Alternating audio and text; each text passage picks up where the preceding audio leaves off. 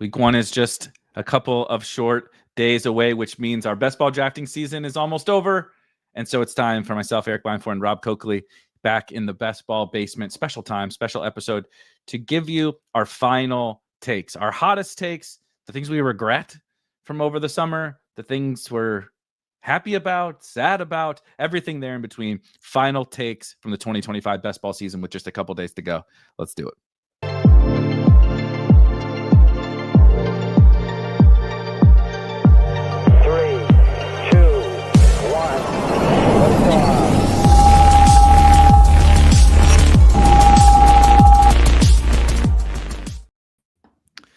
Rob, we are in full week 1 swing. We just recorded our very first episode of some Survivor content. I am still currently in slow draft hell on DraftKings, thanks to the DraftKings people making these clocks.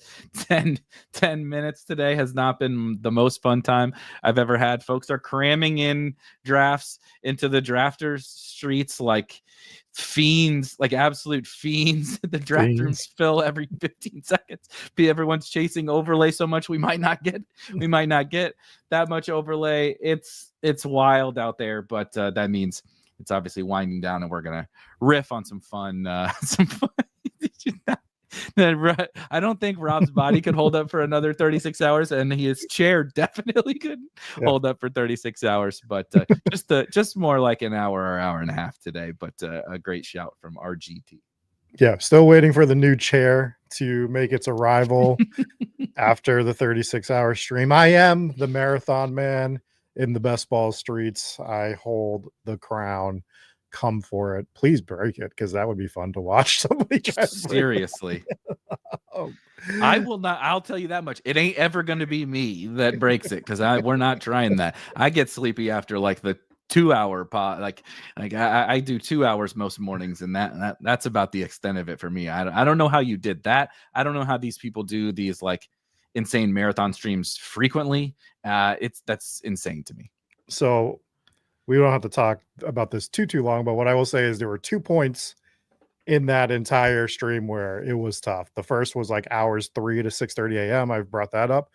The second was, I might have to go back and watch it, but when Dean came on for the second time, it was like, I don't know, I couldn't even tell you what time it was, 4 p.m. maybe, like Sunday. 5 hours before I was done. Yeah.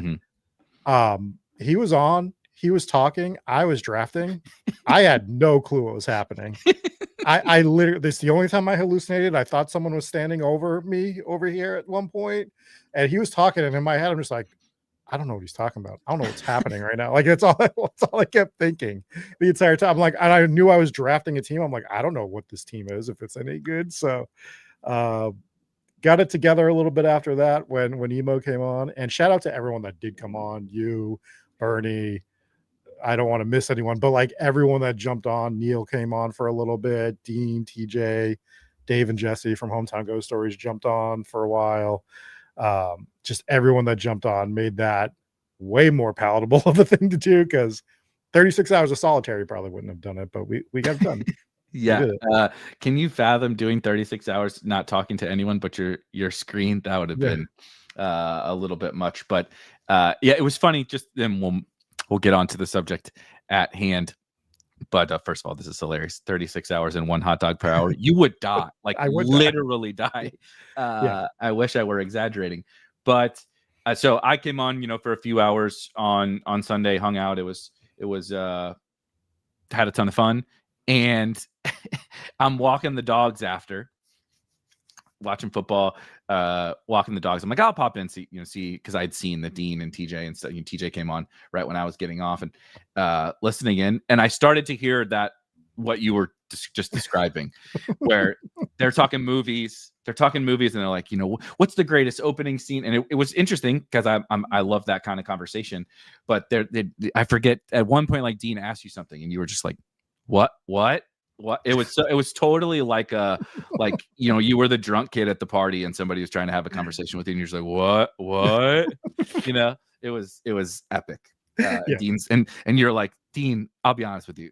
now's not really the time for and Dean's like, okay, touche, getting like in depth on top 10 movie opening scenes in the history of film. And Rob's like, who did I just draft? He's like squinting at the screen, and I'm like, you guys are on totally different wavelengths right now. Yeah, I'm just on survival mode here, man. I'm hoping that we get to the gas station. That's all. Yeah, exactly. I saw some delicious Chinese food that you had, but we're here to talk about some of our final takes, maybe Rob's final takes were gotten out over the 36-hour stream. But we're going to talk about, some of our biggest player stands. Something that's interesting to me that I always like reflect on at this time of year is like how the evolution of kind of your takes and your exposures and all that kind of stuff. And like who I'm drafting right now, and specifically who I'm like really, really targeting right now, is definitely not the same people that we were targeting like back in May. And right. It doesn't mean that it actually doesn't mean it's this funny thing where I'm targeting a bunch of guys now that I wasn't drafting back then. And I don't think it necessarily means it was wrong about guys in May. And it doesn't also necessarily mean that it's right about the guys that I'm targeting right now, but just the information changes over the course of the summer. And I think it's really easy to get take locked. I think it's really easy to do the opposite too, and like get off of takes that you had for the new shiny toy. And there's like this weird like middle ground that you have to find with like, no, you believe in that thing, right? You still believe in that thing that you've been thinking about all summer, but also adapting to the new information that comes available, which is like what August is really for, is like, Brian Robinson got traded, man. Adam Thielen got traded. Like that stuff we didn't know back in May, but like how much of that do we respond to versus like, you still think this guy's just the best pick on the board? I agree with that take. And I think to take that a little bit further, I think it really defines when the best time to draft is in regards to information like that, where I think 3 weeks ago was probably the best time to draft, where we had that information, but we were still able to capitalize on a lot of it. You draft today, man. We're talking about that drafters tournament, that 19th and 20th round. It is an absolute graveyard of like, dude, I don't know. Like, like the picks that we liked have all been moved up. I saw Harold Fannin go in the 15th round today in a draft. Those guys are not even available in like 17, 18, all the guys that we like back there. Yeah. Anymore. It's great that we have the information, but everybody has the information, and it makes the draft that much harder. So it's, when do we really utilize that, where you think it's the last week, but I don't think it is the last week. I think this is just as tough as the first week, right, to draft, right? Because a lot of stuff we already knew in the first week is going to hold up. There's going to be different differentiating factors. The Brian Robinson trade and stuff like that is always going to happen. The Quinshon Judkins stuff and all that. But at least at that point, you can tell yourself a story about some of the 19th and 20th round guys. What story are you telling yourself about drafting? You're like, I hope he's active, I guess. Yeah. Like that's the story you're telling yourself. And so I think it gives you, in the 20 round formats, especially on Drafters and DraftKings, you're really limited to an 18 round draft, more so than you are in the beginning of the season, if that makes sense, because those last two roster spots are just not filled by anybody that's probably going to see the field unless you're super lucky and you really luck box it.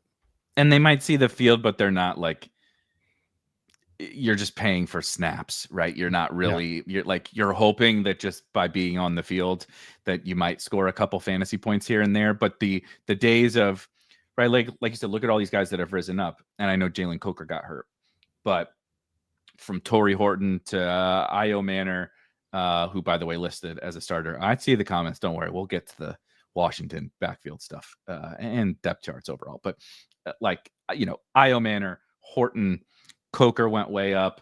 Obviously, the Bill and Chris Rodriguez stuff. Fannin, Jatavian Sanders. Like all these guys go from literally the last round, like even in 20 round drafts, maybe 19th, to like, dude, you can't get him outside the like top 180 or something like that. Like now they're all going in the top 180. We're not even talking about 200. That's 2 rounds ahead of that. So it as you were talking about that, it did have me thinking a little bit that like, I'm not upset about, like, in terms of a regret. I'm not upset that I like finished my underdog stuff earlier, outside of the like first quarter stuff, which only came out at the very end. But I targeted finishing my like BBM drafts earlier and I don't think this is wrong, but I know the drafters are going to be open late. So I'm just kind of like, I understand like what you're saying. I know this misery of the 19th and 20th rounds on drafters. It happens every year, but it's also like, I just know that's not going to fill, so I can save it. I can save some of those for the end. And then DraftKings, I like to save some because I mean, we get the casuals coming in just ripping, first round by Joe Burrow and stuff.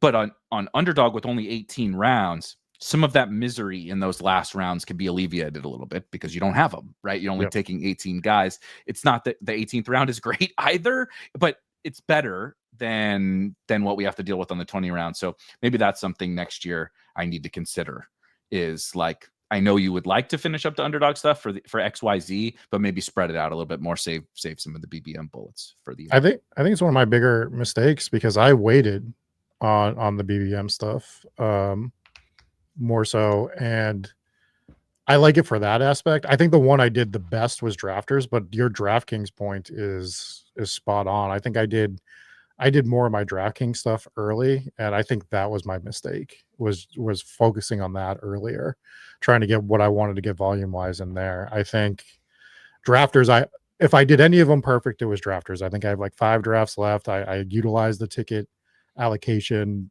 as almost as well as you could have for that, so I'm happy overall with that one. But yeah, I think I wish even though I waited on underdog, I might have wished I waited a little more.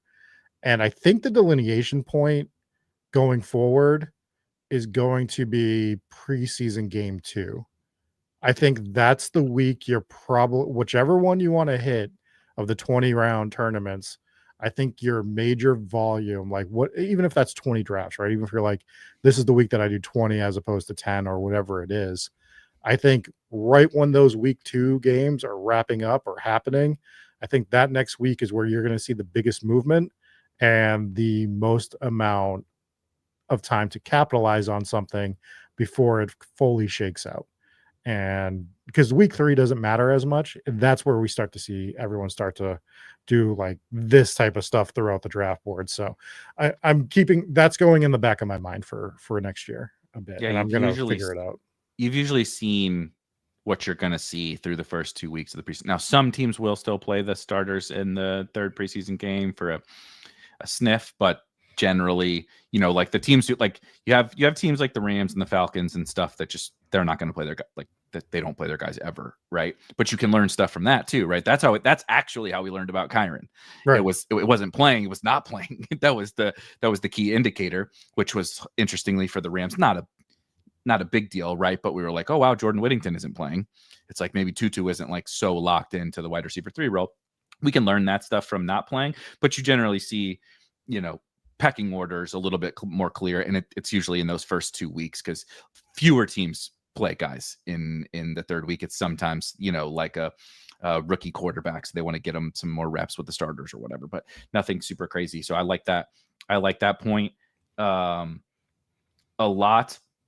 Something else I was thinking about, for just thinking about like the regrets and stuff. I still feel, I think I spaced my overall like drafting out pretty well. Like I was telling you this weekend, you probably don't remember because you were dying, but I feel like I did a much better job. Like I don't feel so stressed right like this week. I did feel like it last week though. I kind of just pulled up the stress so an extra week to make this week a little bit better so we could do some of these conversations instead of drafting like around the clock. But I do still continue to feel a little bit of like that late draft cycle stress. I didn't do a 36x draft hour stream, but I am like, the slow draft stuff is like really miserable. And then still just being like, I know I want to take advantage of these drafters promos, but it also does suck drafting 30 teams in 24 hours or whatever, fast drafts. And so figuring out a way to like keep the sanity heading into the season, because not just because, like, I mean, that obviously like just the mental aspect of it is good, but you'll fall into the traps of like you're just button mashing. If you're like, you know, if you feel like you're overwhelmed with your drafts, you're not doing all the right. You're not going in and pulling up the draft hacker and all your slows and really massaging your portfolio and your combinations. You're not using tournament DB like we normally would to be like, oh, this is the best pick here because it's the lowest owned or whatever. You're just like, get these slow drafts out of here, or like, get me this draft, right? I'm doing it while I'm doing other stuff. So just continuing to think about like, I want to get my volume in, but I also want to make sure that I'm drafting as well as I can in those, and it's not kind of zombie mode. Yeah, I was going to try to max the $3 drafters. That was a thing I was trying to do through mostly slow drafts. And I only got like 90 in, and I knew like if I added that other 50 or whatever, I would have been completely miserable. So I mistimed that in order to do that. I should have been adding layers of 20 at different intervals, and I ended up adding too much. I think I got like 25 of those wrapping up on slow draft still. I'm going to have like 90 to 100. Might fire a few more here or there just to get it. But I think I have less than 10 drafts left that I'm going to do by Thursday night, which feels really good to be at that spot. Be like, I hit kind of my target for the most part. Maybe there's a few more things I wanted to do, but overall I'm relatively happy with what I do. But we learn each year, right? Like we refine this process every year, and this year was a little tougher because more tournaments came out that were fun. If we are talking about regrets, the one tournament I regret not getting any volume into is probably the sprint on Underdog. Yeah. Because I love that format a lot, and I didn't play it, which is regrettable because I think that's a really fun format that's probably going to overlay. And because it didn't do as well as they were hoping, I worry that it doesn't exist next year. RIP. Right. RIP to the sprint. Yeah. Which sucks because it's a great tournament, and I'm part of the problem because I didn't play it, which sucks. But I hope that they give it another chance, maybe at a lower buy-in or something, because it is a fun format, and I do regret not playing that one. That's a good call too, because obviously we're chasing the drafters overlay, which I think is right.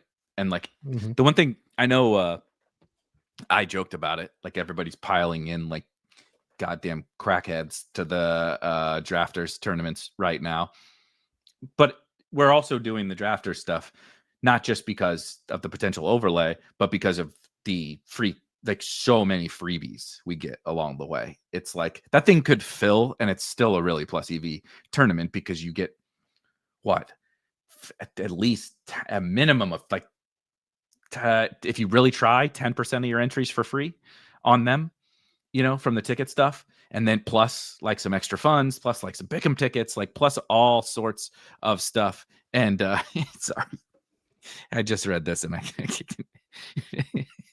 it's true. He's not wrong. There's technically time for another 36 hour sprint, if you will, to the finish line. Contact me, Underdog, and we'll see what we can make happen. The Underdog-a-thon to close out this. But I didn't really, honestly, everything that Underdog has really ever put out there, like generally speaking, that there's always an exception to the rule, just like Phil's, because everybody loves, you know, the Underdog community is really tight knit, and you know, the Pete's of the world come out and be like, okay, look at this overlay in this marathon contest, and then all of Pete's thousands of followers come in and draft some teams.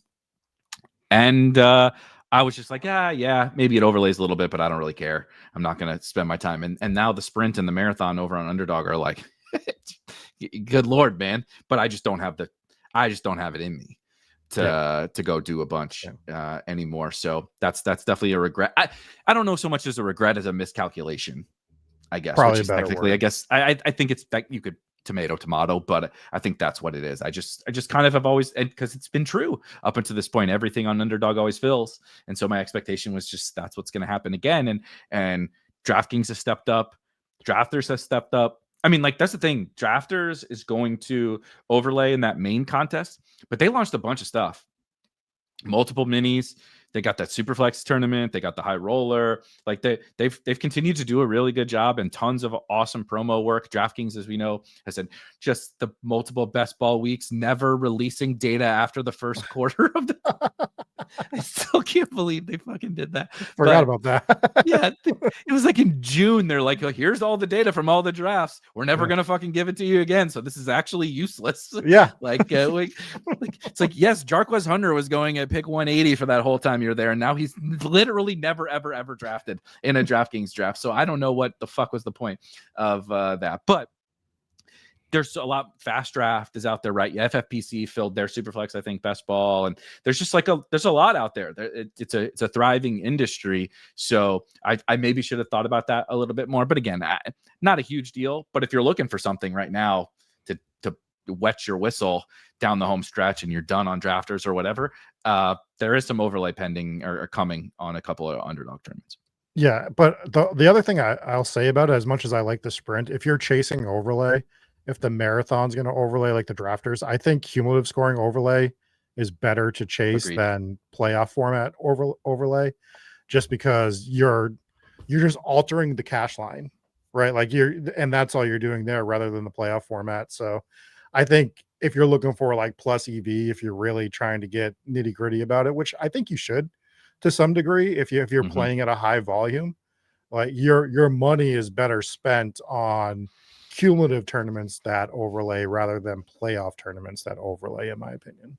And I think I'm not a math wizard. I think one would say like truly the general EV is probably the same in both of them. But I think from I would rather have that many fewer teams to beat, right? Like you said, and make it easier to get above the cash line than advance more teams. Right, like have the wild card advancing teams. And if you would prefer the opposite, right, I would like a handful of more teams to get into the dance, right, into the sprint, and that's more fun to me. Cool, but for me, it's just like this cumulative scoring stuff is it's impossible. I mean, they're all impossible, but it's absolutely impossible to beat like 100,000 other teams in a total points. So just remove as many of them as you possibly can, and you can sign me up for that. I want to hit a couple of so first of all, when does your new chair get in? Mac is asking about the chair, and we need drafters to get you a custom embroidered chair. Comes in. It's supposed to come in between the 4th and the 8th this month. It's already shipped. So we have to get through this show and 3 hometown ghost stories recordings tonight with this chair, and then hopefully we'll have the new chair in by the next week that we do stuff. How many drafts did you get in? Scott asking. How many drafts? It was like I don't know for sure. I should have kept track because I kept getting asked over and over again. But it was something like, how could you ever forget? It's not like you were under like a lot of mental angst for 36 hours. But we did like 30 of the 30 to 35 of the $20 main events. We did a high roller on drafters. We did a $3 on drafters. I did 2 BBMs, and I think I did a pointer on Underdog as well. Because I wanted to get a pointer tournament in. So there's so many fucking tournaments. I cannot keep this stuff straight. Call it 45 or so. That's crazy. We weren't multi-tabling though. We're just doing one at a time throughout. So, call it one and a half an hour or so like that. How did the high roller team? I know you were smart and strategically put that fairly closer to the beginning. Did it go how you were hoping it? I actually really like my high roller team. I can pull it up and walk you through it if you'd like. If you give me a minute, I will find it. Here for the MLB. I am on the MLB DFS show tomorrow on Rotor Grinders, so that's funny. And we got the NFL DFS takes coming starting tomorrow. Don't worry, I'm very excited. I started all the prep work. Just quickly, for anybody that I know I've mentioned be doing a bunch of DFS content. So we got a Survivor show, Rob and I, we already recorded. Going to have DFS stuff and betting and props and Battle Royale and everything covered every week here moving forward. But specifically for week 1, if you would be interested in playing in DFS, there are some promos on DraftKings, but FanDuel, which I play more on DraftKings generally, FanDuel in their Millie Maker, the Sunday Million, every team that loses, so let's say you enter 10 teams. If you cash none of them, you get all your money back in site credit. So it's like a free roll in their main tournament. So I am not a 150 max player, and I'm going to be 150 maxing the Sunday Million on FanDuel on Sunday. And let me tell you, if you find DFS to be difficult because the pricing, sometimes can be a little bit tough, that is not of concern in week 1 on FanDuel. It is a all play bingo board. Just pick your favorite players and plug them into a lineup. There's basically no salary cap. Like, dude, Ashton Genty is like 6K on FanDuel. It's wild. You can just play anybody. So it'll be easy to build teams. Yes. I'm going to probably just stick to my standard 2 single entry $100 tournaments, but yeah, it's good. I am having so much trouble pulling up my team right now. That's hilarious. I'll get it up in a little bit and we'll yeah, that's what she said. RGT says I guess that's what he said, but I this is an interesting point, but our portfolios are always shittier than we remember, is the final take. And I think that's ultimately true. We always think we drafted better teams than we did. But I think our execution, this is why we built all the tools like at Spike Week. Because if you're just winging it, your execution, even if you draft all the players, right, you're like, I want to draft 50% of this guy, and you achieve that goal. The way you put that portfolio together when you're just ripping drafts, it's just, you never get the stuff together that you all want. You're like I drafted 1,500 teams. Like somebody mentioned, they really like, another Erik likes Bo Nix. And it's like, you could love Bo Nix and love Travion Henderson and draft 1,500 teams, and you have them together like once. Like it is insane how often that happens, and you don't know it until like you use the tools and like go through. And like I remember you even during a 36-hour stream at that very end of the draft cycle, and like stumbling across a team and being like, dang, I don't have this guy with this guy, right? And you have like 12% of both of them, and you're like, oh wow, this is the first team I draft, and I'm like, dude, you're 1,000 drafts in, and you haven't drafted. But that's, everybody runs into that. And so this is not even like a hot take. I think it's just true, because it's like it's totally mission impossible to build the perfect portfolio. Can you imagine stumbling into this stream and reading this comment and not having the context behind it? No cap, Max said, pretty sure you did a puppy too late in the stream when you may have been hallucinating. If my mom's listening to this or something, she's like, they pay you to, what are you talking about? Like, why are people listening to this? Like, how this is how you make your money? What happened? Where did I go wrong when you were a child? All right, I have this 250 team pulled up if we want to go over it real quick. Go for it. Quarterback, we went Jaden Daniels and Jordan Love. I had Ashton Genty, Aaron Jones, Zach Charbonnet, Braylon Allen, Javonte Williams, Kyle Monangai, and Jarquez Hunter at running back. Nico, Terry McLaurin, Zay Flowers, Matthew Golden, Jaden Reed, Pat Bryant, Torrey Horton, Quentin Johnston at wide receiver, Kyle Pitts, Harold Fannin, Pat Fryermuth at tight end. Ooh, that's fun. A couple guys you mentioned, they're like QJ, Jarquez, some of the guys that are like, I actually liked them earlier at higher prices in the summer, and now I like them less, but they're now going after all of our favorite, right? Like all of our favorite guys have jumped them, and they're now going back. And so like, I like them less, but they've gotten back in my rotation. It was like for a minute we paused on them until they fell, and our guys came up. They're like I literally just took Jarquez while we're sitting here in a 5.55 slow with the very last pick of the entire draft, because it was like, we got, like you said, we got to round 20. Not just round 20, the last actual pick of the draft, and I'm like, fuck, man, I don't know. Like, there's no one. There's literally no one here. So it's funny you mentioned some of those, because I've been feeling some of that, where you're like, well, I guess I am going to have a lot of De'Ami Brown because he's still available outside the top 200. And it's like, fuck, at least I know he's going to play football for the Jacksonville Jaguars this year. Yeah, who actually has a chance of doing something, and and that's why I'm going to have a million QJ teams now, because I already liked him in the first place. His price fell because of, the trades and stuff. I don't think it affects him as much as people think it does. And then the concussion happened, and it's like, well, the concussion happened 4 weeks ago. He's cleared. Yeah, he's cleared. It's fine. He's practicing heading into week 1, so he's fine. I don't think the outlook changes for him. I'm not looking for him to hit my lineup every week. I'm looking for him to. I think he just got like flimsier, right? That's like the nothing changed about Jarquez Hunter. It's just like we don't really know.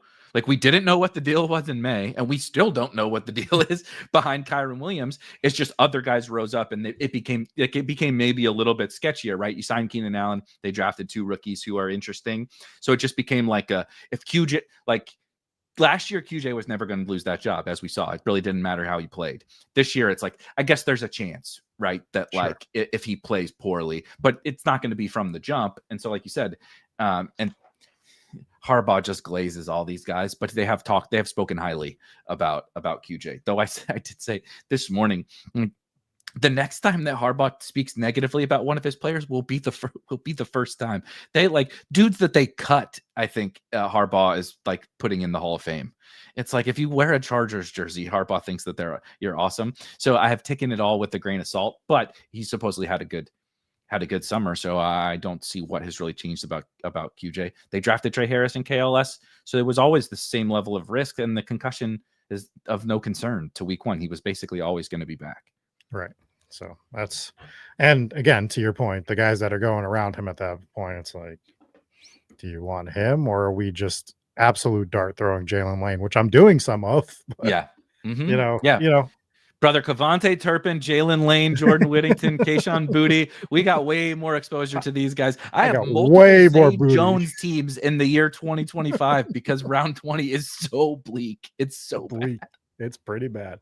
Yeah, the Kayshon Boutte exposure is way higher than I ever thought it was going to be. Exactly. I never thought that would ever be on the menu this year, and I'm staring down the barrel at 12% Kayshon Boutte. Like, where did we go wrong in this summer that this happened? I just want to shout out Eric. So I've been offering trades in one of my dynasty leagues because we have kind of short benches, and I can't keep. I'm over the roster limit. And I got to cut guys, and I have to cut guys that I want. So I just been offering them like bad trades, objectively bad trades for me. Like this is an objectively bad trade, but I truly believe if like you want that guy, just do it, man. Like the whole, like if you really believe in this, it's the whole cheesy line I've been using all summer. Do you believe in this thing or not? It's like, if you really want fucking Bo Nix, you should not give up. You shouldn't give up Rome himself for Bo Nix. But if you really want Bo Nix, like go do it, man. Like I've been offering everything under the sun for Trey McBride in this one league, like totally irresponsible. Like the things the pick packages I'm offering with the players is just, and I keep getting turned down because every time these fuckers know what I do for a living. So if I'm offering trades, they're like, well, I'm not giving this guy up. And I'm like, dude, I just offered you like 6 firsts for Trey McBride. Like, you're supposed to take this. This is not a fair trade for me, but they don't do it. But I'm like, I just want my guys, right? It's like, if I want that player, if I want TreVeyon Henderson, I'm just going to go get fucking TreVeyon Henderson because like what is the point, dude? If we're not going to have fun, like, I don't want to be playing with Tuba in my lineup or whatever. Like, that's not fun to me. I want to play the guys that I want to have fun with. So if you like them, go get them. Which is why I have 40% Trey Benson across 524 drafts right now. That's why people know me as the Will Shipley guy, because I'm like, dude, if Saquon misses a quarter, if that victory lap is worth the used Kia that we put on Will Shipley. If Saquon goes to the moment that underdog Saquon has headed to the locker room, tweet will hit so good and my mentions will blow up so big that like it's all worth it. It's like, I mean, that's obscene, but again, Mom, if you're listening, don't listen to this part of it. Like the amount of funds that are on the Will Shipley thing, but it's just like it would be so worth it for that one moment of glory. Drew says some guys fell for no reason, like Alec Pierce. Like, I think Alec Pierce has been on the menu for me as well, right? There's like these guys where I don't know, awesome. He's a great pick at 170. We can debate how good they were, but it's the same thing. He fell not because something happened to Alec Pierce, other than Daniel Jones is probably a pretty shit shit pairing with Alec Pierce, but nothing changed about Alec Pierce. It's just that other guys got better, and those guys can then become your good buys. And that's a great portfolio tactic, is like you liked Torrey Horton better and Alec Iomanner better before, so you drafted them before, and now you can take Alec Pierce because those guys got a lot more expensive. Yes, I did see an interesting question saying they want to know who our least exposed players are. And I just looked up real quick. I have one $3 Christian McCaffrey team, if you'd like to know that. So, was that an auto? Do you know if it's an auto, or did you do it on purpose? I think it had to have been an auto, right? Like, because you know how I am. Like, if I'm actively fading, why am I clicking him for one tournament at that point? So I assume it was an auto, unless I was being held at gunpoint or something and being forced to draft him. I definitely auto more, as the people saw with a Darren Waller auto for $555 fucking US. I do admittedly auto more than I care to admit, but just these are so like these are not stone zeros, but I'll say I have $43 US on Derrick Henry, and not a single one of those was an intentional click. So I don't even know how you get to 43, by the way, but that's a handful of different contests across each site. But Derrick Henry is probably my most notable zero. I think I did achieve this one. Hold on, I gotta double check. Fuck no, almost. We autoed a $20 on drafters and a $2, the original mini. So I autoed DK Metcalf 2 times in total, but a full DK Metcalf fade on Underdog and on drafters. So I would say Metcalf and Henry are my 2 most notable zeros. This is absolutely a fact. I got scolded by a YouTube commenter this morning doing a solo stream, by the way, for ranting too much. I was like, the fuck do you think I'm supposed to do? Sit here in silence like a monk? Like, it's a YouTube stream and I'm doing it by myself, dude. we got a comment one time on Apple reviews for Hometown Ghost Stories where they're like, pretty good show, but too much chit chat. And I'm like, do you know what it's a podcast? Do you understand what? I'm not sure if you're aware of what a podcast is. Your mind is going to be blown when you understand. It's not a sitcom. You know, should we put a laugh track in too? Like, there's going to be that's the whole goddamn point of the show, is the chit chat. I was like, what are you expecting here? Like, I was like, because now I just want to know what your expectations are. Yeah, I won't meet them, but I am curious as to what they are. That's what and he was being totally nice this morning. I'm not meaning to call the guy out at all. He even said, like, I'm just giving you a hard time in his comment. And I was just like, yeah, at first, you just naturally, I just go, yeah, I apologize. You guys know me. That's what I do. And especially on a solo stream. Right. And there wasn't, it's a news show this morning, and it's Tuesday of week 1. There's not that much news. So I was talking about, I don't know, the Washington backfield or something. And at first you just instinctively go like, yeah, I apologize for that. And then I was like, wait, no, I don't. I don't apologize for that. Like, this is what's gonna happen here. Like, I'm not sorry about it. It's just, if you don't like it, you don't like it. That's fine. But it is always funny. Like, again, not that person, because he's a good guy or gal. But you get some of the commenters, that are like, why are you watching this then? It's like, I don't watch soap operas or like, go on to Reddit and complain about soap operas. It's like, I just don't fucking watch them because I don't like them. Yeah, it'd be like I went to this basketball game and it'd be enjoyable, but there's too much dribbling. Yeah, the squeaking of the shoes is just the whistles. It was really frustrating with all the whistles. Yeah, why are they all in a uniform? I think they should be wearing casual.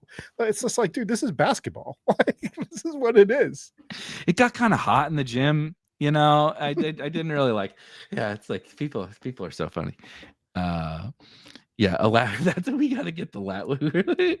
Now I'm gonna add a laugh track to StreamYard just for fun. It reminds me of our boy Hacker, the CTO of Spike Week, is for the first time watching Always Sunny in Philadelphia, and they have an episode where they put a camera in their mom's house and are recording him. It's an absolutely epic episode. And there's just the jokes about the laugh tracks and the sitcoms. Like it's still a thing, right, in certain shows, but I can't believe that was just standard cinema. You know, it was like every episode they had to tell you when to laugh with the the laugh track. 50 years.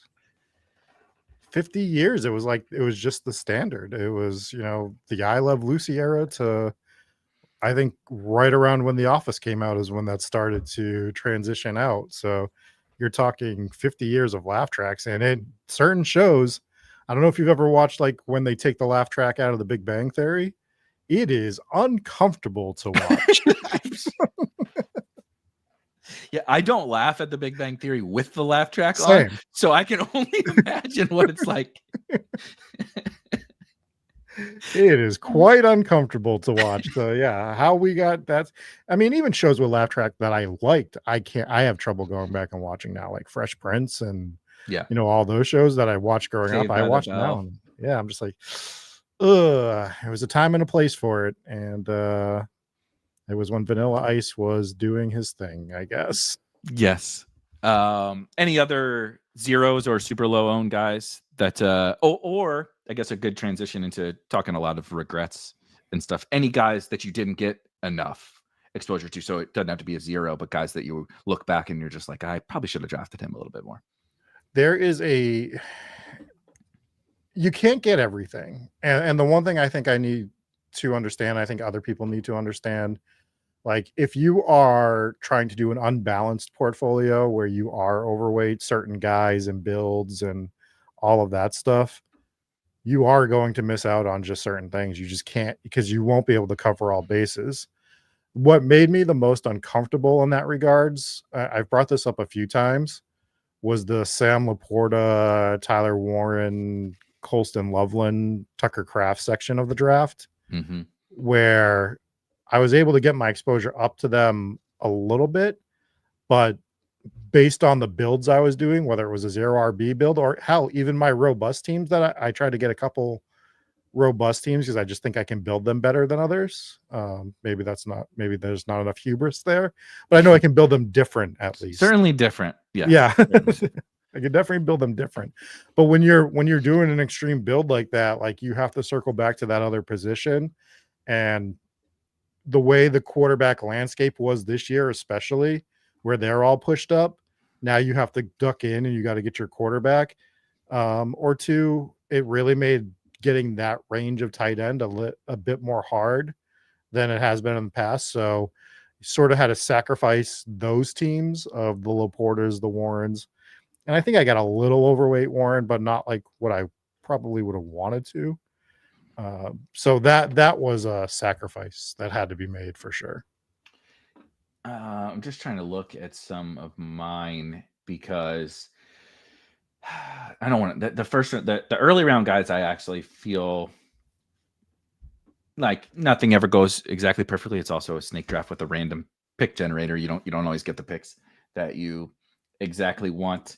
But one thing that I was thinking about this morning, you know, we talked about Tyler Warren during the. I know it's not like everybody was watching. It was hour 30 of a 36-hour marathon, but Tyler Warren was one of my guys where I was just like, I'm gonna maybe be at 8% or something like that, and I feel like because the price just ran away from us so fast that I have major regrets about not when he was going at 115 or whatever. It felt like this price is just okay at 115, and then it's probably FOMO, but also like maybe the market was just we were just undervaluing him before, where it was like, boy, 115 feels really good now. Earlier in the summer, it just felt okay, and now you're looking at pick 75, and you're getting exposure to him because you're like, shit, I don't really want to be body bagged by this guy. Another version of that for me was just like Bears stacks or like Bears exposure overall, because it's so funny because coming into the year, Ben Johnson signs.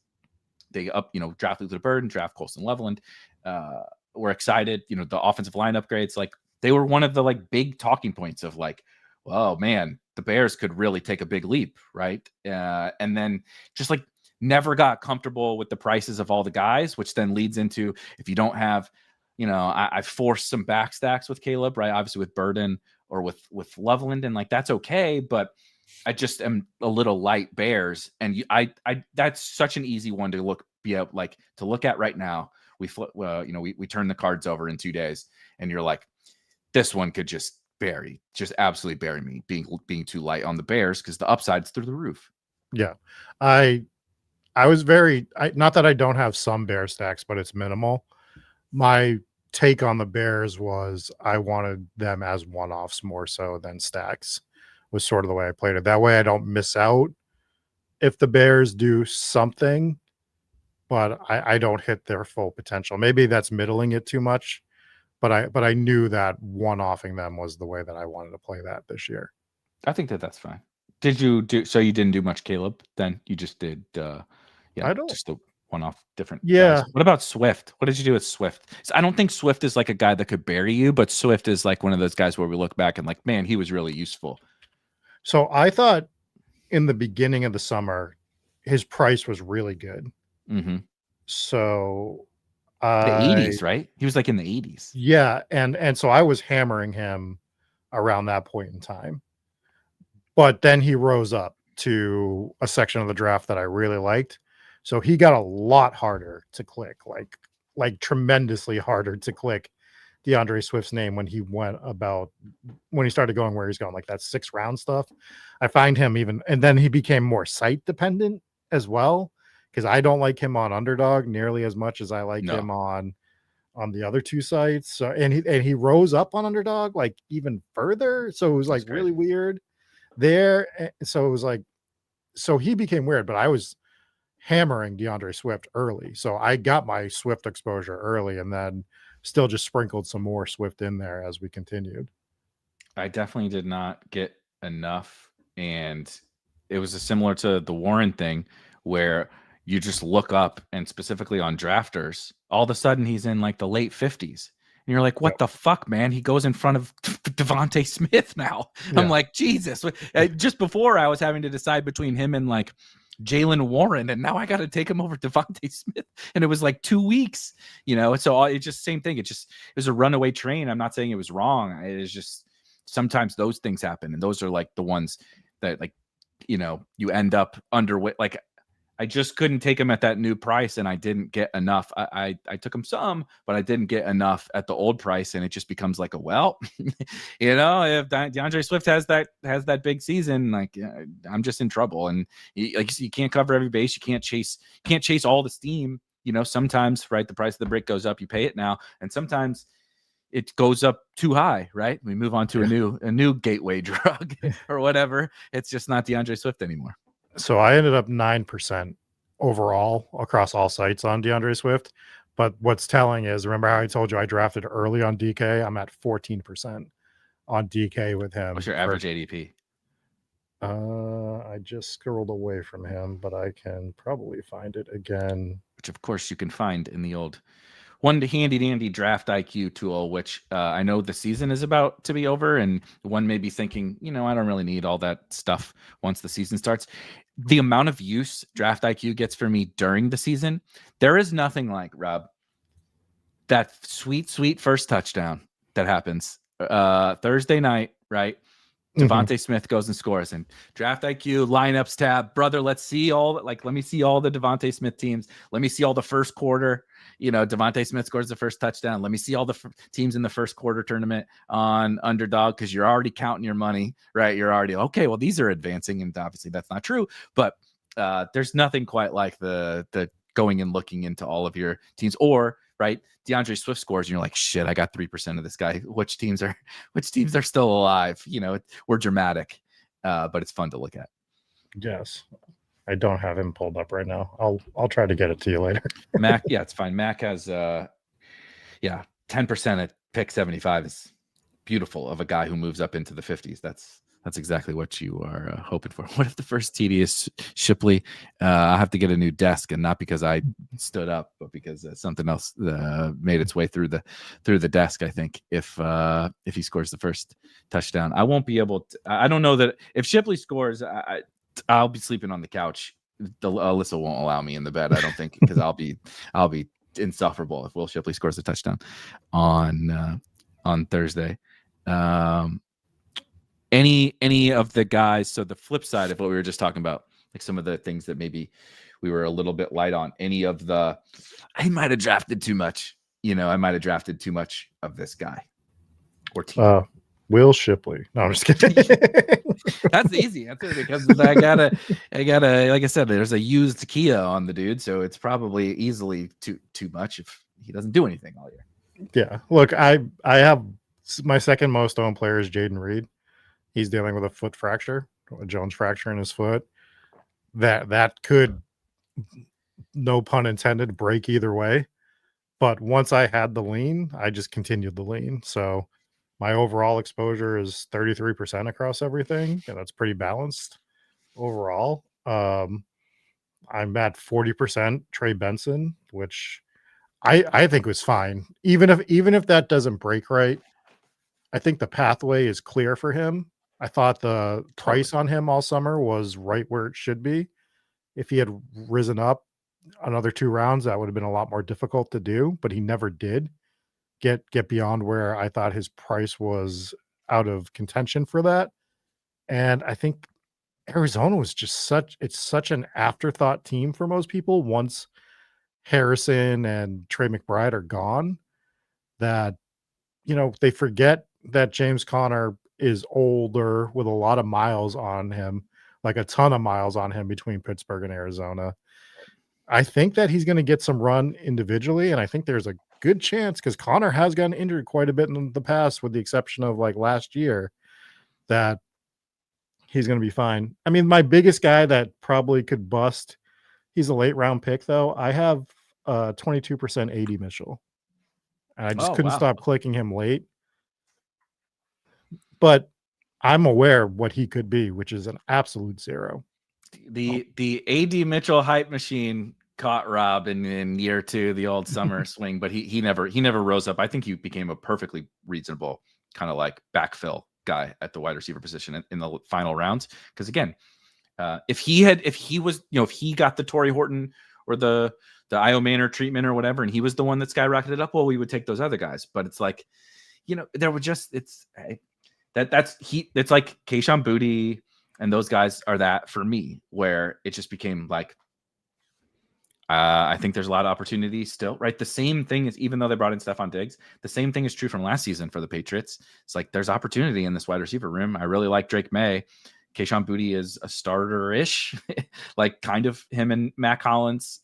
They cut Kendrick Bourne, and so and Javon Baker, and then some Jalen Polk's on IR, right? So the seemingly crowded wide receiver room is not so crowded anymore. Efton Chisholm is a slot, so it's really just him and Matt Collins. And it's like, yeah, I did not expect to spend this much money on this guy over the course of the summer, but you got to play the cards you're dealt. Like that's the other thing, is like it becomes a little pokerish at the end. In the early part of the summer, you can kind of take whoever you want, right? Take your stands on the guys you really, really love, because there's always some kind of late round guys that we really like. And at this time of year, that's not necessarily the truth. Like you might have to play some of these, right? You got to play the hand, and the hand might be AD Mitchell and it might be Kayshon Boutte, and you don't have to take those guys in May and June, but now they're pretty good picks. So same question to you that you just asked me. Who are the guys that you're highest exposed to, that you're happy with, that you're a little scared of? And then my follow-up is going to be, who is a guy that you're, and you can't answer Will Shipley, but who is a guy that you're happy that you were on early that maybe the public wasn't on, that you got overweight on? Because I have an answer for that as well. But let's start with, who are your highest exposures that you are happy about and are scared about? Easy number one. I'm cheating because I'm starting with the last thing that you mentioned. Well, second to last, I guess, with stuff that you got on early.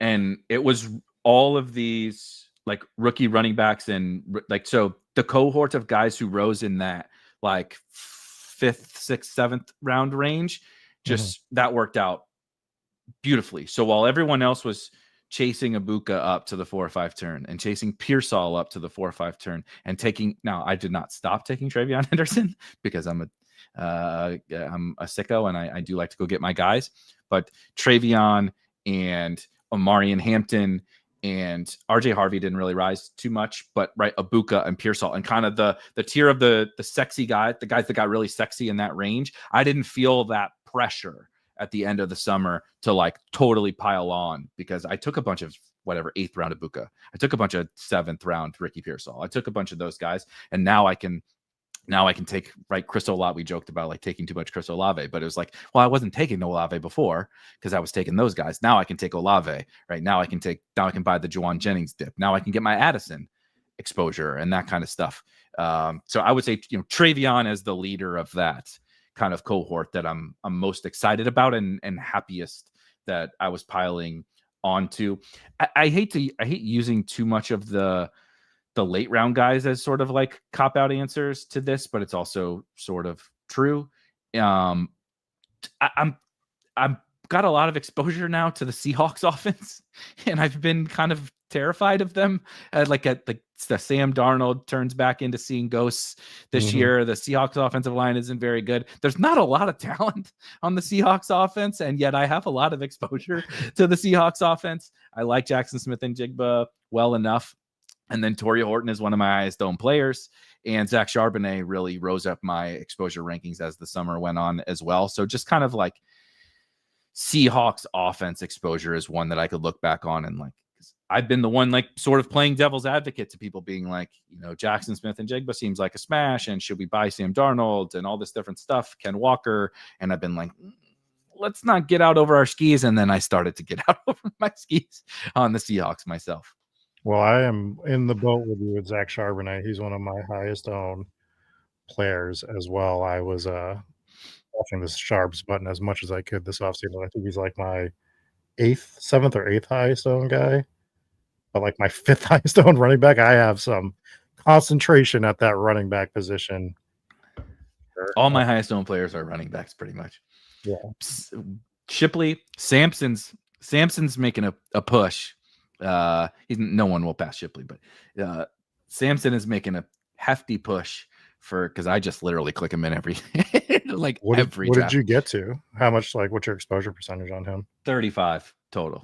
I got to 26. He's my 4th highest owned player at 26. I'm very happy about the Will Shipley exposure. So that is definitely not or Will Shipley. he's ingrained in my brain. Very happy about the Dylan Sampson overall exposure. So that one's not like I'm not like, people are like, aren't you worried about Quinshon Judkins coming back and all that? Like, honestly, no, Dylan Sampson's like the least of my concerns. I'm not worried. And I don't get that worried about the cheaper guys. I know he's gotten a little bit more expensive, but I don't get that worried about the cheaper guys. I get more worried about, I would say I have pretty hefty Keon Coleman bags. And I think that's a pretty big leap of faith. Top 10 for me as well. I think it's a good bet. I think obviously I made it a lot, but if he isn't actually better than he was last year, it's going to feel pretty foolish because we just did the same thing as last year. Yeah. And I'm at 22% on Keon Coleman across everything. So the other one I'm happy that I got up there, my 5th highest owned guy is Braylon Allen at 25%. The Jets stuff could feel stupid too. I think Braylon has been an awesome click, still is, and we know he was. But I mean, we're talking about Justin Fields with Josh Reynolds as wide receiver too. This could get gross. Could get gross, but they could just hand the ball off a ton. Totally. I want to ask you that last question, but just because we want to throw some one of my top 10 guys is a first rounder, which is not easy to do. But I have Nico at 10 I think he's number 10, and it's 20% Nico across all sites, which is heavily weighted if you take into account that he's a first round selection. Yes. So I'm happy with that. Is there a guy that you took? It could be a late round pick because mine's a late round pick that you're just so happy you got ahead of, that people started clicking more and more later, that you could still click even now, but you're happy that you were on him before maybe everybody else?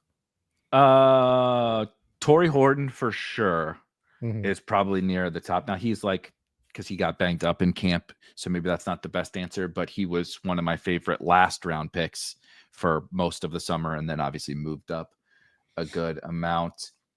So I would toss Fannin into the, we've been team Fannin all summer. Yep. And it people are now team Fannin. They've seen the light. Everybody's got right. Fannin is the ultimate. There's no way this works. Right. Pick ever, because all of us, slappies. I don't know even what slappy means anymore, but what I would call a slappy, right, is the people who fall for the Kyle Pittses and the sexy young prospects. We've been on Harold Fannin since the big board. Like we've been drafting Fannin forever.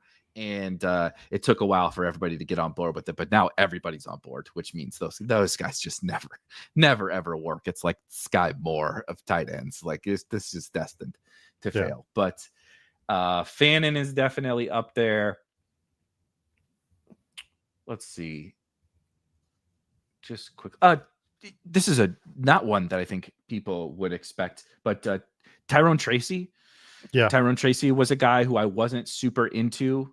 And, shout out John Daigle, our friend Daigle is a big Tracy guy. And he was one of those where sometimes you listen to your smart friends, you don't know everything. Your other friends are very smart and good at this. And sometimes when they point out a guy that's maybe someone you're overlooking, Cam Scatteraboo is like a fun player, but I thought Tracy and it had a pretty good leg up on that competition, and obviously Scat got hurt, so it could be just fluky, but there was a pretty meteoric rise for Tyrone Tracy up into the 70s on most of these sites after kind of this camp stuff played out, and he's a great fit on hero and zero running back teams, especially if you were able to get him outside the top 100, which is where he went for a lot of the summer. Yeah, he's a guy I wish I had more. I'm not underweight, but I do wish I had more. I'm not like overly upset, but yeah, more would have been better. My guy, I don't know if anyone would guess this, but I was on IO Manor really, really, really early, and I ended up 18% across all sites on IO Manor. And it was just more of like, it just feels like this has to be the dude that comes along this season, if anyone. And I don't have a rhyme or reason for it. Like, it was just one of those, it has to be, or it doesn't, I know they were talking about some of the other guys that came in, but it was just like, I think it's IO Manor. It just has to be IO Manor. Lockett's 100. He just recently was no longer a virgin. So that happened for Tyler Lockett. We're proud of him, but I don't think he's got much longer in the league. Do you think how Tyler Lockett always catches the ball and falls right to the ground? Do you think he won't do that anymore because he took the chastity belt off? Like it was weighing him down.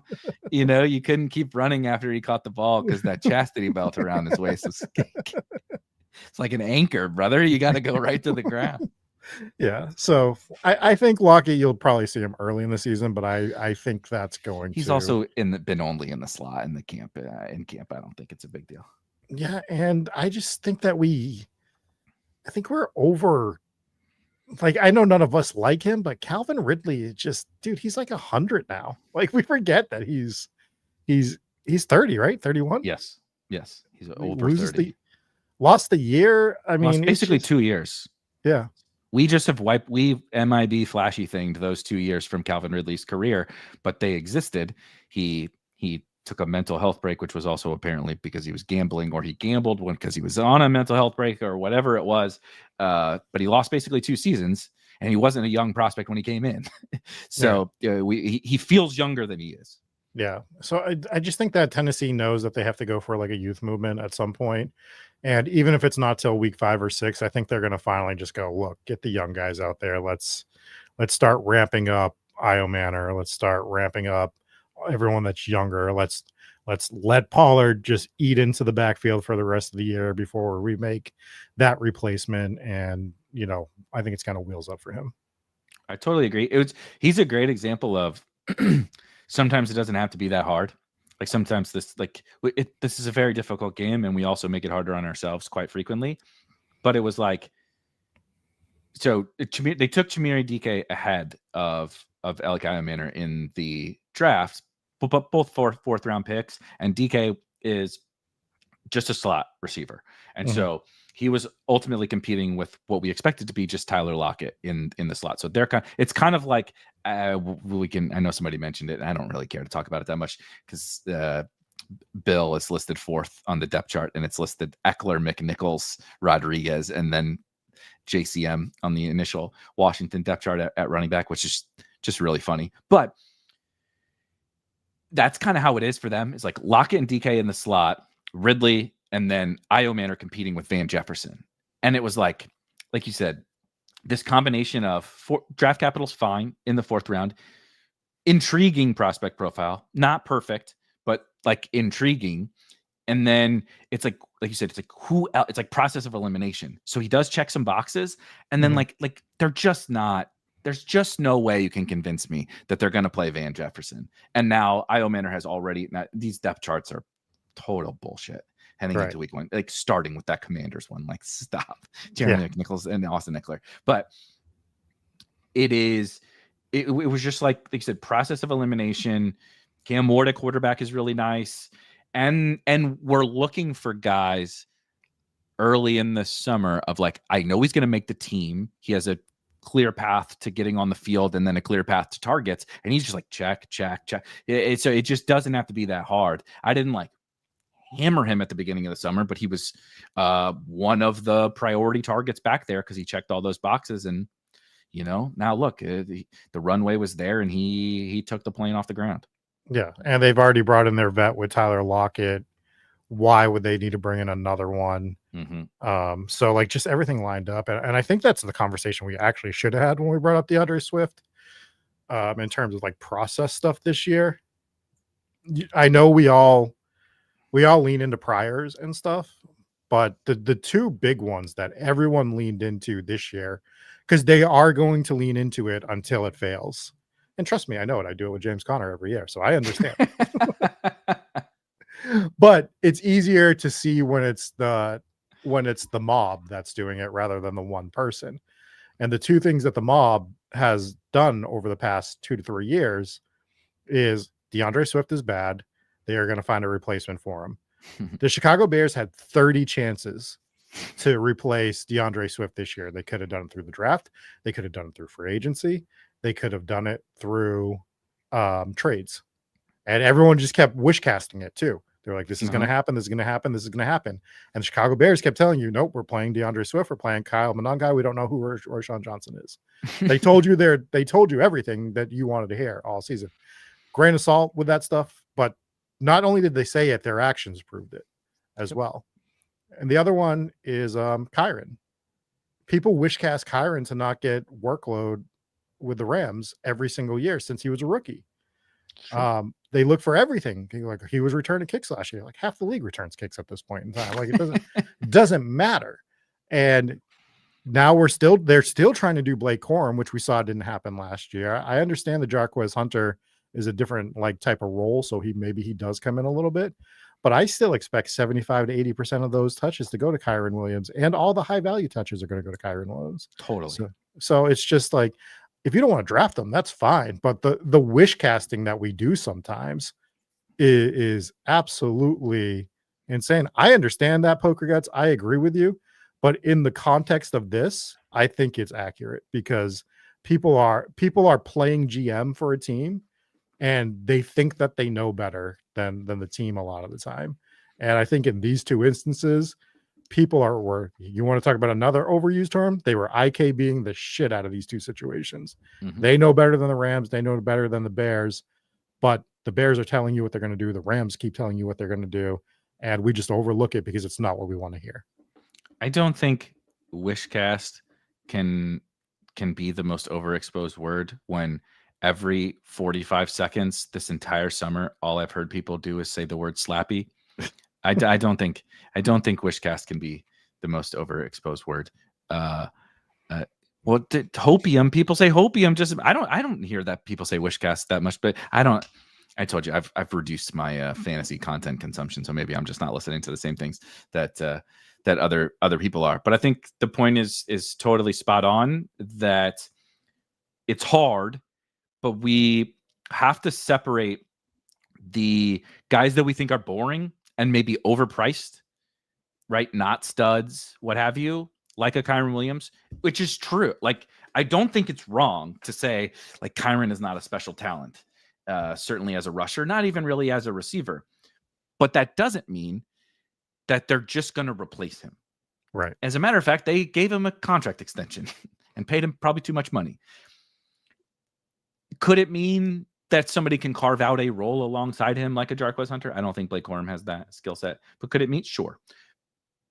But we hope, we pray that just because the guy's not an awesome talent, that this, like a new rookie or something, is just going to come in and take his job.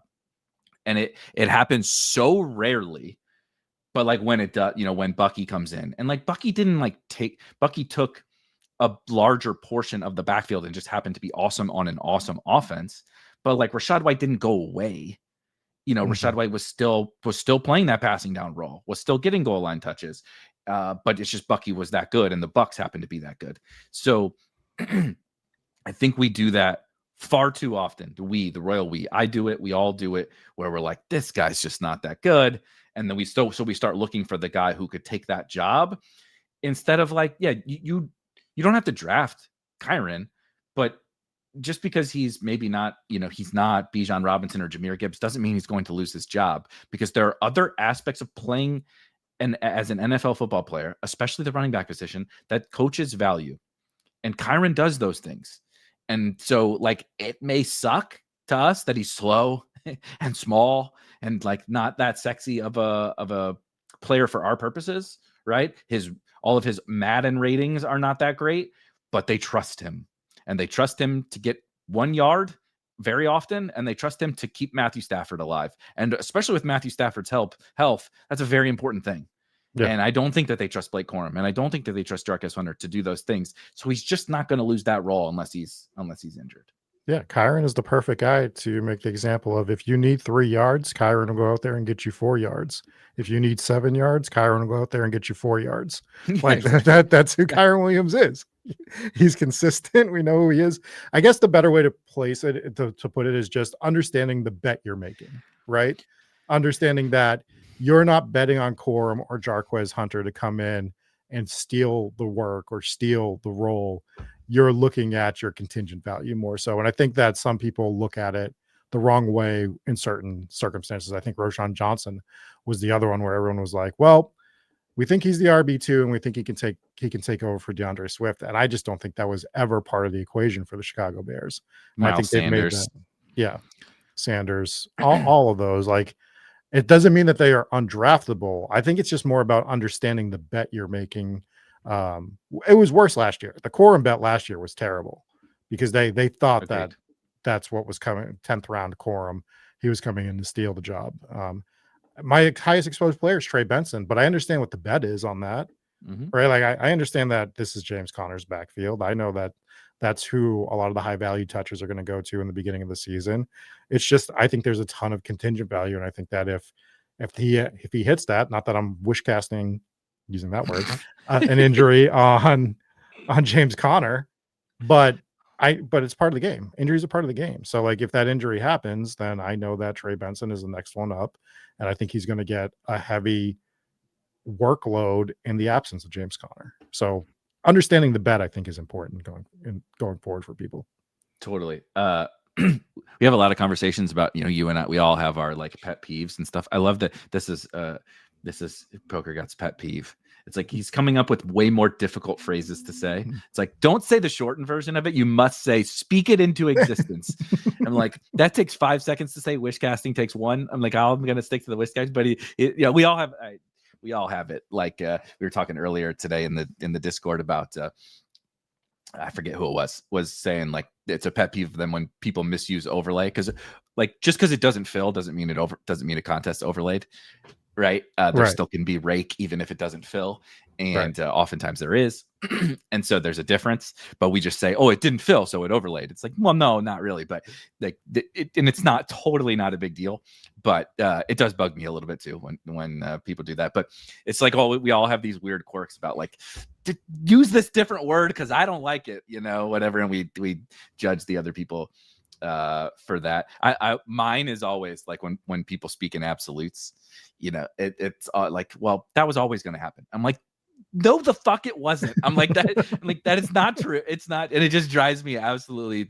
So if you can get my goat if you just say, well, yeah, obviously Saquon was never going to get hurt. Imagine drafting 50% Will Shipley. But we all have our funny quirks. It's great. I don't even know how we got here. Wish casting is how we got here. But we talked regrets. We talked a lot of that stuff. Any like lessons learned, right? Which is sort of kind of a combination of all the different things that we talked about here. It doesn't have to be that, you could have done it well. It doesn't have to be something you regret. It doesn't have to be something you did well. It could be something in the middle, something you observed, right? But just like, okay, I've taken note of this. This is something I want to keep, this is a new tool in my bag to use for next year or for in season, right? These contests ain't going. Best ball season doesn't stop when the season starts. I imagine we'll get the second quarter contest on Underdog probably pretty soon and all that. So we'll have a chance to use some of these lessons. So here's a lesson that I already knew, but it became even more clear this year in a lot of circumstances, and I feel like I can utilize it better going forward. The royal we, everyone that's drafting best ball teams, is always going to overreact to situations and previous year results. And I think this year, more than any other year, we saw that like tenfold across different things, whether it's roster construction, whether it's they know better than the GM stuff we just talked about, whether it's the JCM rise, like you're just going to see the market know better and then be slow to react when they overreact, if that makes sense. So for me, the 3 quarterback thing was like whatever, but when that raised all the quarterbacks up to a level, people didn't pivot, right? And it's understanding when the pivot point is on that stuff. And made just to add to that, it not only rose up quarterbacks, it made rooms trickier you can't ever rely on your quarterbacks coming back to you. Right. The whole stay in your lanes. It's like, I want to be with the sharp like because they're going to stay in their lanes. Like, well, the sharp drafters are not fucking staying in their lanes with quarterbacks. They're taking unstacked Tua right as their third quarterback. And so you have to adjust to that, to your point. Yeah. So like that one, I think that's the easiest point to bring up to show. I just think there was a lot of that this year, and understanding that year to year is different between what kind of rookie class is coming in.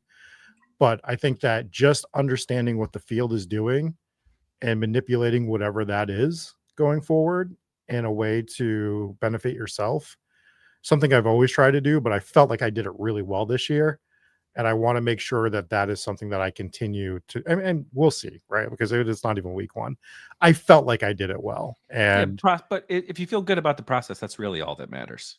Yeah. So I think that is super important. And it's something I want to make sure that I keep my eyes open to going forward. I totally agree. I think to piggyback on that, I was going to kind of say pretty similar for me was observing not just it's really easy. A lesson that I would say I also had to learn, which this year specifically, as I mentioned, honing in my kind of content and listening and reading to certain things, as opposed to just drinking from a fire hose all summer of absolutely every piece of fantasy football content I can consume. Will just get your wires crossed. And also it will get you thinking that because touts and names that you're listening to are saying things, that is representative of what's happening in drafts, right? Well, everybody thinks this, everybody does this is how everybody drafts. And no, we actually have the data, and you can experience it in your drafts. Of course, the 3 quarterback thing was notable. People have kind of always drafted 3 quarterbacks. It's boosted up this year, especially on Underdog. But DraftKings, the drafters, we talked about it before. Everybody just drafts 3 quarterbacks, so that's not new. But on Underdog, okay, maybe it boosted up a little bit. But following along to how people are drafting and being thoughtful just about how to still build really smart teams without going overboard on like kind of taking a chaotic, like taking your strategy too far. How I've said it is, we've talked about things like, and I don't think these are like no strategies off the board, but like we've talked about like solo quarterback and solo tight end, and like those things are just like break glass in case of emergency stuff, and being able to delineate between what's a break glass in case of emergency tactic and what's like a way to actually exploit your opponents in like a really reasonable way is I've struggled with that because we're all a little bit of an IKB. I'm not so much an IKB guy anymore. Like Keon, I think the most likely thing is Keon Coleman just sucks, but I've drafted a bunch of him, so I'm not going to IKB the situation. But I've been a galaxy brain guy. Like that's what I fought for 20 years of gambling, is being galaxy brained, and I still fight it to this day. And so it would be like we could find the exploitable things that are happening in your drafts. We have the data to do it, right? That's what we do with Draft IQ and everything. We can see it in Tournament DB. We can see how our opponents are drafting. But then I would take it and like, let's take this one step too far, right? And like last year, I feel like it was hubris and galaxy braining and everything with stuff like Evan Hall or whatever, or Rasheen Ali. It's like, I think everyone's wrong about this, so I'm going to pile on that because this is it, right? This is the thing and it's like, that is so not the thing that's defining your season, but you can get carried away by taking things too far because you might have found the exploitable opportunity and then push too many of your chips in, or like I said, just gone too far with a certain situation. And I think this year specifically, I still continue to learn that lesson, but have done a much better job of just being dude, if all my opponents are drafting 3 quarterbacks and 3 tight ends, you know, it's a really easy way. Just draft 2 quarterbacks and 2 tight ends. And like, you really don't got to get crazy. It's like instantly, dude, if you just build 2 quarterback, 2 tight end teams, who gives a shit about like almost anything else? Like, do a little bit of fun stuff in the first couple of rounds to get some combinations that you want, and then just build a slightly different structure. It's like, so who else? Like, that's it. We don't have to get so cute, and it's really easy to fall into getting too cute. Yeah, I think just understanding that there's a healthy balance on that too. Like, exploiting situations is still something that you can do for sure. But totally. But yeah, just understanding the bet that you're making and being willing to take some risk. But maybe in the past, speak for myself as well, we've taken too much risk on overly murky situations. Yep. That even if you took 14% of a player, you're still significantly over the field, and you don't need to take 35% of that player, even though it's a 20th round pick. You could still sort of just differentiate your 20th round pick a little bit more. Tougher to do today than 3 weeks ago, but but that's also your point about understanding the bet that you're making. It's a combination of those two things, because there are guys, right, where I think it makes a ton of sense. Obviously, we have guys where even late, right? Will Shipley was a last round pick for the first part of the summer, and I was not going to stop because I just thought it was a good bet. Will Shipley was not Evan Hall or Rasheen Ali, right? Those are wildly different bets. And so understanding what the bet is, that's like step 1 to an individual player take, not to all of best ball, but like understanding that bet, and then how far do you want to take it based on what that bet is. Because Will Shipley is a different bet than Evan Hall, than Justice Hill, than Keaton Mitchell, than Jarquez Hunter. Like, these are all different bets. So how far do you take them all? Of course, that's up to each individual person, but you better know what kind of bet it is before you take it to a certain extent. Completely agree. Javon Baker was a costly lesson. Yes, I agree on that. I'm also very much enjoying the chat doing the everybody's phrases. For the different phrases that I didn't know this actually.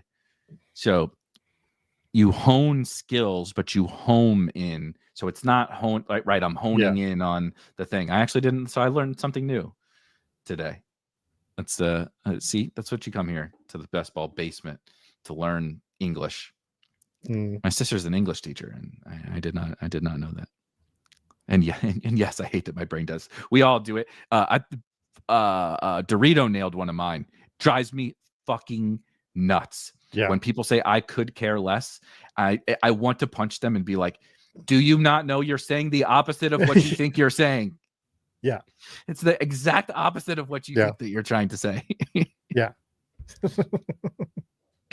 Oh man. Yeah, this is, and the ultimate lesson from the last 72 hours or so is that Rob has learned not to lean back too hard in his chair. Here's what I want to wrap on, because we haven't really done any like hot takes. I don't give a shit what it is. Player, team, structure, what wins the tournament, what doesn't. What's a hot take or two that you kind of have? Doesn't mean, the truth serum theme, or it could be something you talked about, just whatever, any form of a hot take. Everyone is thinking that it's going to be the Cincinnati Arizona game for week 17. Well, so are you, Trey Benson, motherfucker. You have just 40% Trey Benson. He's just coming in and just running over all them because their playoff stuff's all done. It's that's a singular player situation. The game stack that you're going to want to have around Trey Benson is going to be the one that we saw blow up in the freaking playoffs last year. And that's the Houston and the Chargers. That is the week 17 game stack that you're going to wish that you had in the playoff formats. It's going to be, you're going to wish that you got more Nico with Ladd, or you're going to wish that you got more Nico with Amari and Hampton. But I think it's going to be Herbert, Ladd, Nico is the game stack you're going to want in week 17. I love it. Mine is that I don't mean that like it has to be zero running back, but I think we've so from a couple of years ago, zero running back dominated everything. The CD Amon-Ra at the 1-2 turn year, and CMC. It was basically CMC was the only early running back worth a shit. That year was 2-3 turn Tony Pollard, Ramondre, Josh Jacobs, whatever, and we all thought they were undervalued, and it turns out they were all absolute dog shit picks, and we should have just taken wide receivers. Then we went too far. We definitely went too far with the running back versus wide receiver thing, right? Second round pick, Saquon. Being able to get Jamar Chase and Saquon Barkley was not just in hindsight. That one should have been caught with foresight. That was probably a little bit silly to allow those kinds of teams to be put together. I think we just keep doing this. This is what we do. We chase our tails. We look at last year. We course correct based on last year and not based on like a broader sample. We're just constantly chasing our tails. I always love, because Reeves uses the phrase, and it will be forever ingrained in my brain, that we are like the little kids at soccer, or like young hockey players that just follow the puck, right? You just keep skating after the puck, and we need to skate to where the puck is going. Right. And I think this year sets up so well for like the mid to late round running backs to be just absolute home run picks. Now, some of them rose up a lot. The Travions and the Hamptons and stuff have risen up. So maybe that changes the math, or I don't know. But I think that this year is just so wildly different. There, if you prefer some of the veterans, the Connors and the Chubas and the Swifts and the, those different guys, there's Pacheco, Tony Pollard. There's just like bets littered all from the 4th, 5th round on down at the running back position. Now, right, we got the Brian Robinson trade that opened up more late round picks, and then last year none of those running backs got hurt. I would bet on someone getting hurt this year, and all their backups are free now, right? We used to have to pay Blake Corum price at pick 100 because of the Kyron thing. Now the Rams backups don't even get fucking drafted in these drafts. Tyler Algiers at pick 170, Will Shipley's in the 180s, right? There's just like a never-ending. Derrick Henry's backups are cheap. There's a never-ending list of running backs, and I can't tell you it. I mean, I know who I hope it is, the guys that I drafted. I can't necessarily tell you who it's going to be, but I think we over course corrected, and the pool of running backs with insane upside, whether it be like the young rookies taking over a backfield or these contingent value bets or ambiguous backfields, the pool of those players is so big at such cheap prices that it's just such a home run gear for, right? I always like to say like zero running back principles. Like, it's not just like you have to wait till round 8 to draft. I don't believe that. But I believe the general principles of zero running back and all these types of guys that we've been drafting for years that just kind of failed last year, and the elite wide receivers and elite tight ends and elite quarterbacks are awesome, like so awesome this year. So it all kind of comes together. Yeah. Don't you feel like this year especially, there's a sliding scale on that based on when you were drafting. Yeah, definitely. In terms of when you apply those principles. Definitely. So I think that's something to keep in mind going forward next year too, as we're redefining every year what a zero RB or hero RB team actually is.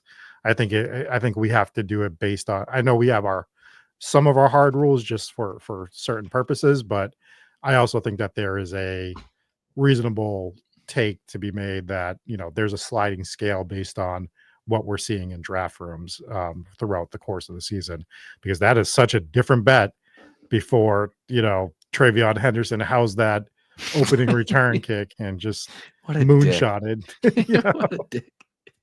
It was fun. We always joke in the preseason. It's so fun to see your guys do well.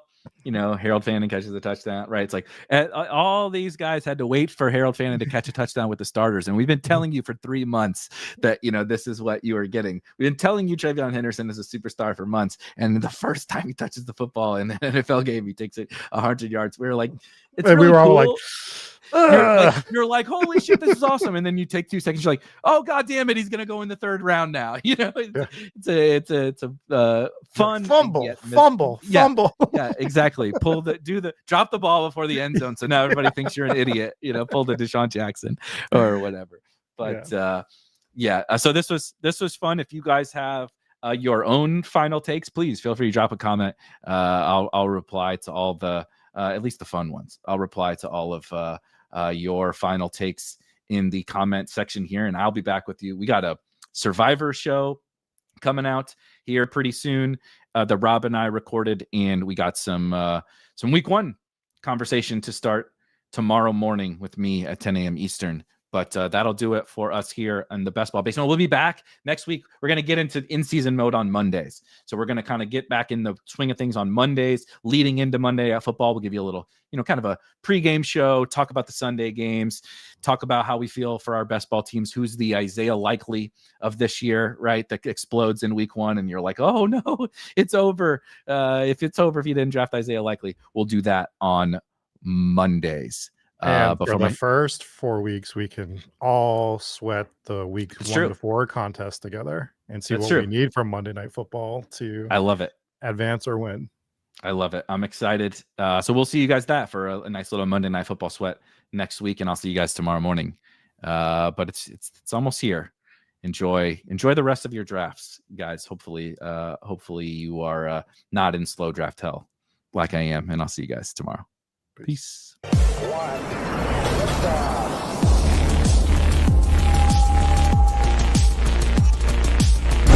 Ooh, those were some spicy takes. Want to stay up to date with all of the other spicy takes we're going to have over here at Spike Week? Why don't you press that subscribe button below? You turn notifications on, we draft a team, boom, you know about it. We have another spicy take, boom, you know about it. You can be there. You can draft with us. You want to stay up to date? That's how you do it. All right, we'll catch you later next time here at Spike Week.